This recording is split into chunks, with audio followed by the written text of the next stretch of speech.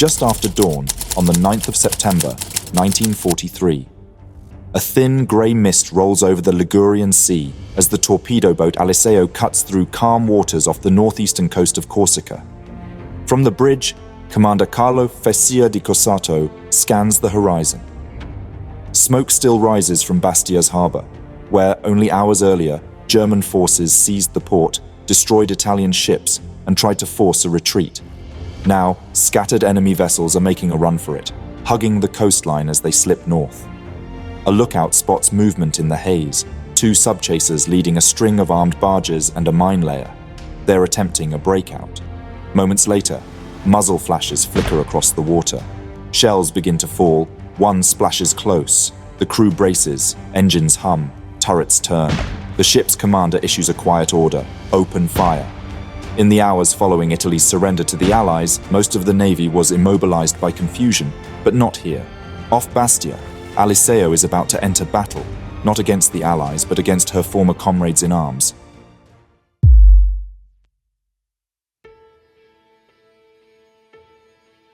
By the summer of 1943, the war in the Mediterranean had turned decisively against the Axis. The Africa Corps had been driven out of Tunisia, Sicily had fallen, and Allied air power dominated the central basin. In Italy, the war had triggered the collapse of fascism itself. On the 25th of July, King Victor Emmanuel III had Mussolini arrested and installed Marshal Pietro Badoglio as head of government. Although Badoglio publicly affirmed loyalty to the Axis, secret negotiations with the Allies were already underway. German intelligence and high command did not miss the signals. Hitler and his staff began preparing Operation Achse, a detailed plan for disarming the Italian armed forces and occupying their territory should they defect from the alliance. Corsica, though peripheral to the main theatres of land fighting, had strategic value. The mountainous island, technically part of France, had been occupied by Italy since November 1942, when the Germans overran Vichy France. Italian troops, numbering over 80,000, administered the island with minimal German interference. A handful of Wehrmacht and Kriegsmarine units were stationed in and around Bastia, the island's northeastern port, mostly assigned to local patrols and port security. The Italian occupation of Corsica had proceeded swiftly and almost without resistance. In November 1942, a special naval task force under Admiral Tour had landed Marines and infantry at Bastia, Ajaccio, and Porto Vecchio. Detailed plans had been drawn up earlier for an attack on Malta, which proved easily adaptable for Corsican landings. The operation involved 16 transports and over 120 minor units, escorted by the cruiser Bari and half a dozen destroyer escorts. Nearly 12,000 men were landed within 2 days. An agreement with the local French commander allowed the landings to occur without serious fighting. From that point forward, Corsica became an Italian outpost, defended and supplied across the Tyrrhenian Sea through regular convoys. This military build-up was not merely precautionary. Both German and Italian high commands feared an Allied landing in either Sardinia or Corsica, while Italian naval intelligence remained convinced that Sicily was the true target and were ultimately proven right in July. Contingency preparations were still made to reinforce both islands. In spring 1943, convoys flowed steadily from mainland ports to the island strongholds, with destroyers and torpedo boats escorting troop and supply ships. German and Italian staff disagreed on the most likely target for Allied landings, but both agreed that a crisis was approaching.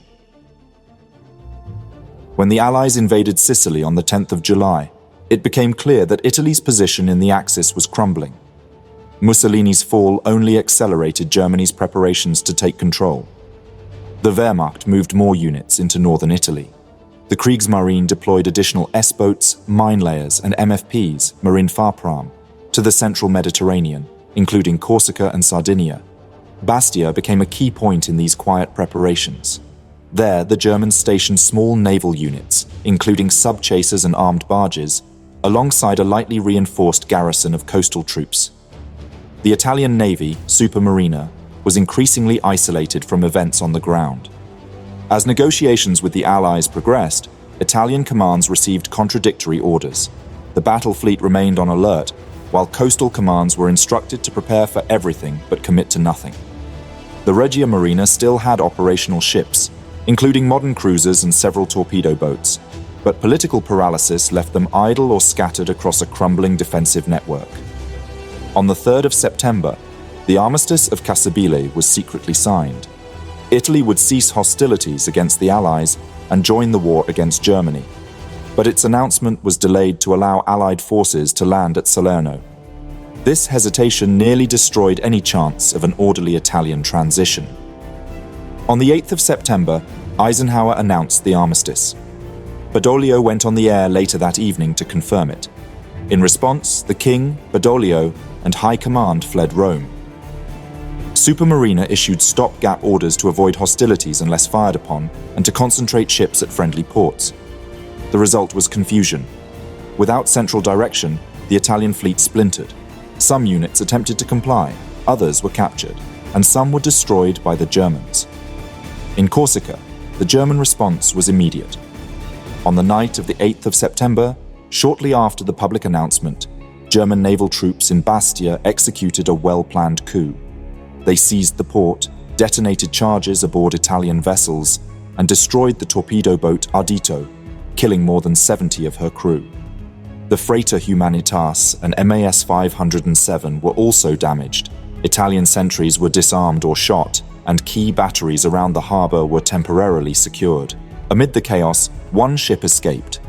The torpedo boat Aliseo, under Commander Carlo Fecia di Cossato, slipped from her moorings and fled into open water just before the Germans seized control. She stood offshore awaiting instructions. Fecia di Cossato, a former submarine commander decorated by both Italy and Germany, now found himself in the extraordinary position of preparing to fire on former allies. By dawn on the 9th of September, the tide had shifted again. Italian infantry, supported by garrison units, counterattacked in Bastia. They recaptured most of the port installations and took back control of several shore batteries. The Germans, realizing they could not hold the harbour, began preparing for an evacuation. Their small naval contingent consisted of 2 UJ-class sub-chasers, UJ-2203 and UJ-2219, 6 armed MFP barges, and a small mine layer, FLB 412. Most were loaded with personnel or supplies, and all had at least one primary gun. Their plan was straightforward: flee Bastia and make for German-controlled territory in southern France. The vessels formed a loose column, departing the harbour before full daylight. By 7 o'clock, they were steaming slowly north along the Corsican coast. The sea was calm, and a soft mist clung to the shoreline. Aliseo, now alerted to their escape, moved to intercept. Also en route was the Italian corvette Cormorano, though she would not reach the scene until the later stages of the action.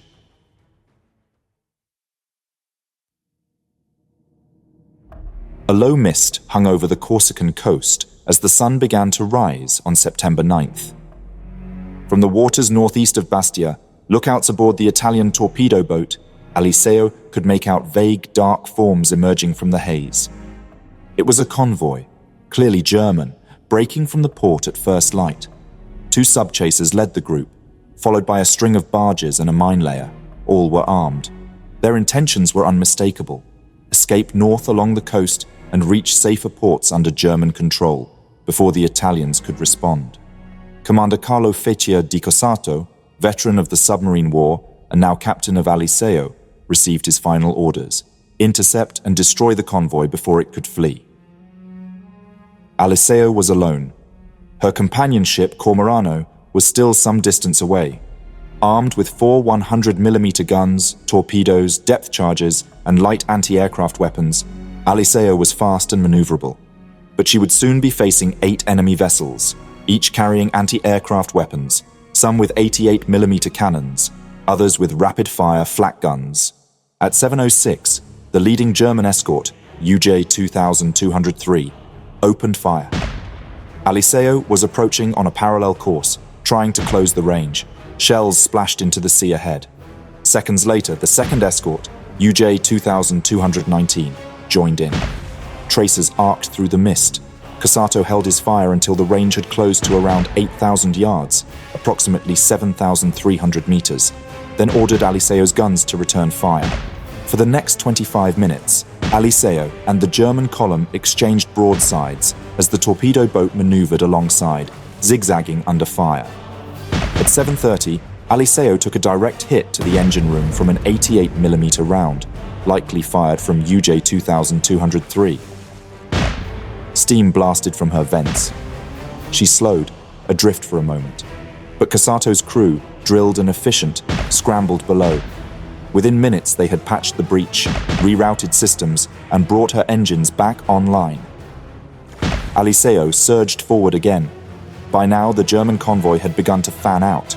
Barges veered away from the coast, sub-chasers angled defensively, and the mine layer took position to the rear.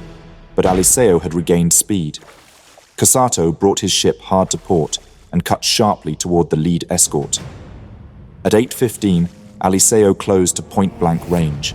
Her gunners, now operating without fire control due to shrapnel damage, adjusted manually by instinct and voice command. At 8:20, a direct hit detonated the magazine of UJ-2203. The sub-chaser exploded in a white-hot flash, fragments raining across the sea. Her hull broke apart almost instantly. Just 10 minutes later, UJ-2219 suffered the same fate. A cluster of shells from Aliseo's forward guns tore into her midsection, igniting secondary fires. A final detonation, likely her depth charges, sealed her fate. Within moments, both German escorts were gone.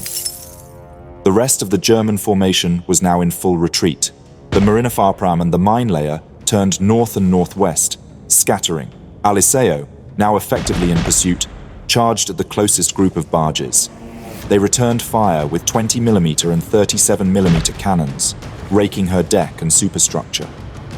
One officer aboard Aliseo later remarked that they were so close they were able to duel with machine guns, and though hit profusely with 20mm projectiles, the ship sustained no critical damage. Aliseo's fire was now rapid and devastating. The lead barge took multiple hits, its hull breaking apart, its crew abandoning ship. A second vessel exploded, likely due to ammunition on board, sending a fireball 50 meters into the air. A third attempted to beach itself on Corsica's rocky shore, but was struck amidships and disintegrated. As Aliseo fired, she was finally joined by the corvette Cormorano, which opened fire on two of the northernmost barges. Simultaneously, Italian shore batteries near Marina di Pietracorbara, just south of the combat zone, began shelling the fleeing Germans. The two final barges, under fire from all sides, ran themselves aground and detonated shortly after. One had been carrying munitions, and its explosion was visible from Bastia. By 8:45, the engagement was over. 8 German ships had been destroyed, 2 sub-chasers, 5 barges, and 1 mine layer. Wreckage drifted on the waves, fires burned on the water's surface. Aliseo ceased fire and began rescue operations. Over the next hour, her crew pulled 25 German sailors from the sea. Most of the others, over 160 men, had perished. Aliseo initially received orders to proceed to La Spezia, but was diverted to Elba, where she arrived later that day. The news of her victory spread quickly. It was one of the few successful and aggressive Italian naval operations during the confusing, violent hours following the armistice. Marc Antonio Bragadin, writing as a veteran officer and historian, would later summarize the action as a moment of moral clarity. In raw tactical terms, Aliseo had achieved a total victory. In strategic terms, the engagement did little to slow the German evacuation of Corsica, which would continue through the month. But politically and symbolically, it was one of the clearest examples of the Italian Navy transitioning from a force bound to the Axis to one capable of independent action against it. The engagement off Bastia concluded with a clear Italian victory. 8 German vessels were destroyed. German losses were high, Italian casualties were minimal. The action was brief, tactically self-contained, and not part of a larger coordinated operation. In the following days, German forces continued to evacuate Corsica. Fighting broke out across the island between retreating German units and Italian troops, later reinforced by Free French elements. Corsica would eventually fall under Allied control, but the process would take time. Carlo Fecia di Cossato would not live to see the war's end. He took his own life the following year. But on that day, in that sea, he stood for what little coherence and dignity the Regia Marina could still claim. Aliseo's actions were not typical, but they were effective. Other engagements would follow, some at sea, some on land. As Italy's position in the war shifted, the pattern of these encounters would vary widely. What happened at Bastia was one example. It would not be the last. Thank you for watching this video. Please leave a like. It really helps out the channel. If there is a topic, battle, or person you would like to know more about, let me know your thoughts in a comment. I would also like to thank all my patrons and channel members for their generous support. If you enjoy House of History and you want to support my work, consider joining me on Patreon. For just $1 per month, you will gain early access to all my videos without any in-video advertisements. Don't forget to subscribe. See you next time.